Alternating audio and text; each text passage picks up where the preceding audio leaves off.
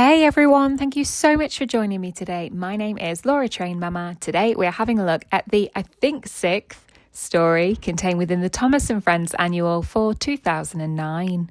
The story we're looking at today is called Toby's Triumph. Enjoy. It was autumn on the island of Sodor and time for the Harvest Festival picnic.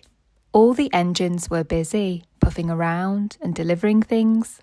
One morning, the Fat Controller went to Tidmouth Station. Alicia Botti, the famous singer, is coming to perform at the Harvest Picnic, he told the engines. Toby, I need you and Henrietta to take her from the airport to the picnic. Remember, she is a very special passenger. I am relying on you to do a very good job.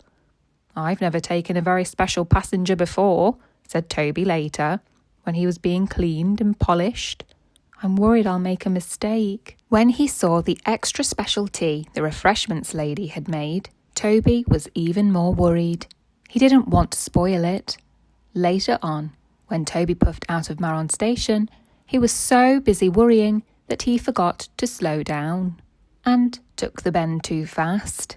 Henrietta, his coach, rocked this way and that way, this way and that, and the tea spilled all over.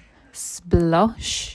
Then Toby made another mistake. He didn't see a red signal until the very last moment and had to screech to a stop. Henrietta biffed into him and the cakes and sandwiches fell off the table. Crash. What a mess. When Toby puffed under a bridge, the children all waved, but Toby didn't see them. He was too busy worrying about his very special passenger. Then Toby made another mistake. He took the wrong track and rattled down an old branch line.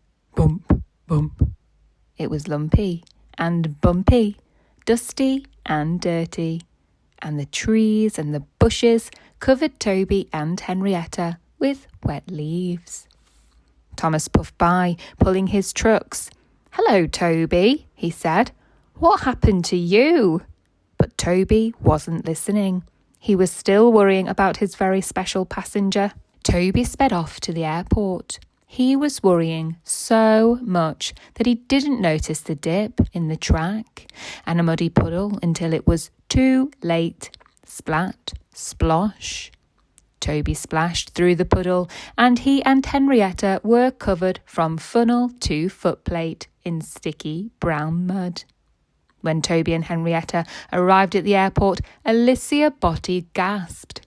I cannot travel on such a dirty train, she cried.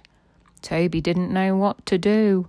If Alicia Botti wouldn't get into Henrietta, Toby couldn't take her to the Harvest Picnic, and the concert would be cancelled. Alicia saw how worried and upset Toby was. Don't worry, she said. A good clean is what you need. At last, Toby stopped worrying.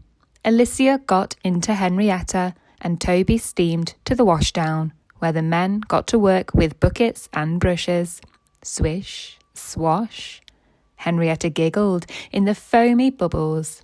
Alicia sang a song, and the refreshments lady made another extra special tea. Soon it was time to go, and Toby steamed along happily.